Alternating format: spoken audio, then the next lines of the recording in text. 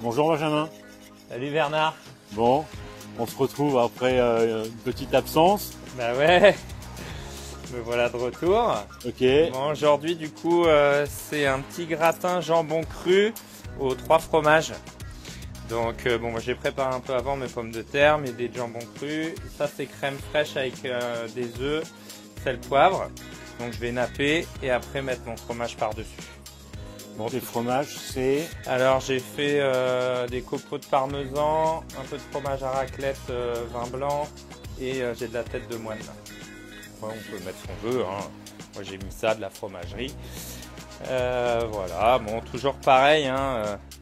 L'idée à chaque fois des recettes, c'est surtout d'expliquer qu'on peut vraiment tout cuire dans le brasero mexicain, quoi. C'est pas que un barbecue, c'est aussi un four. Après, si ça donne des idées de recettes, tant mieux. Mais comme je le répète, je suis pas cuisinier, hein.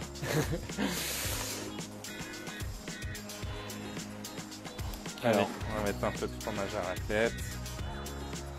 Donc toujours pareil, j'ai fait préchauffer mon brasero qui est dehors. Je l'ai allumé au feu de bois 1 heure avant pour que la terre réfractaire soit bien chaude. J'ai fait ma braise, j'ai mis le chapeau. Donc là, j'aurai plus qu'à l'enfourner. C'est ça la règle, hein, pour faire four avec le brasero, c'est de le faire chauffer avant et de garder les braises en fermant le chapeau au-dessus. Hop, la tête de moine. Elle a une jolie couleur et Ouais. il faut rappeler que ça vient de la fromagerie clandestine. C'est ça. Donc tout le jambon cru c'est pareil, c'est un jambon cru italien San Daniel qu'on vend également justement à la fromagerie. La crème aussi, du coup, on l'a pris à la fromagerie. Les œufs, en fait, on a tout, hein. C'est hyper local en fait, tout Ouais, ça. c'est ça. Le parmesan que j'ai râpé, on va faire voir un peu la préparation tout à l'heure.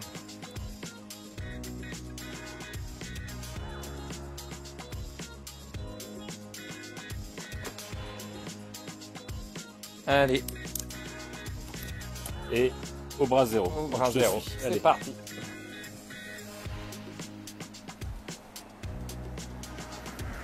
Je vais prendre la grille barbecue, ça va être mieux. On peut se créer vraiment des bonnes braises. Hop, j'écarte souvent les braises sur le côté. Ça répartit mieux la Ça chaleur. répartit mieux la chaleur qui monte sur les côtés. Plus les parois en terre du brasero, ça va cuire comme ça. Là, on va le laisser quoi, 15-20 minutes. Ok. On fait une pause. Et juste, je réexplique ce qu'on va faire la semaine prochaine. Ouais.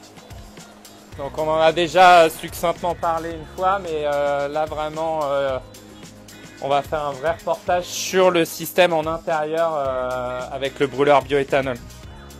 Donc, tous les braseros mexicains peuvent être rentrés à l'intérieur avec un brûleur. Donc on va faire une explication du début jusqu'à la fin, comment on installe le brûleur dans le brasero, la mise en service et aussi on va prouver vraiment l'apport calorifique grâce au brûleur dans une véranda. Enfin vous verrez, on va faire un petit reportage comme ça la semaine prochaine. On fera pas de recette je pense pas, mais on fera un reportage sur le brûleur bioéthanol pour pouvoir le rentrer dans la maison en chauffage d'appoint. Ouais, parce que le froid va arriver et ça va quand même réchauffer Ouais, l'atmosphère, même s'il y a c'est pas de ça. recette. Exactement. Voilà. On se retrouve après pour la La fin de la cuisson. fin de la cuisson. On fait ça. Les petites astuces aussi, ça y est là ça va être prêt. J'ai mis une plaque en terre devant l'entrée. Ça fait encore plus four. C'est pas obligatoire, mais par exemple pour le pain, tout ça, ça peut être bien ou pour gratiner. Voilà, donc là en l'occurrence c'est une petite plaque en terre pour faire les pizzas. Je reviens.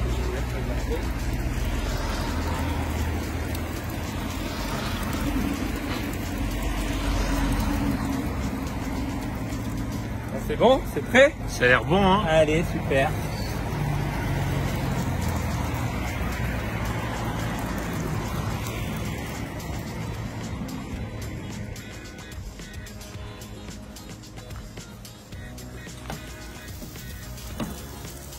On dégustera plus tard. On va déguster plus tard, on va juste faire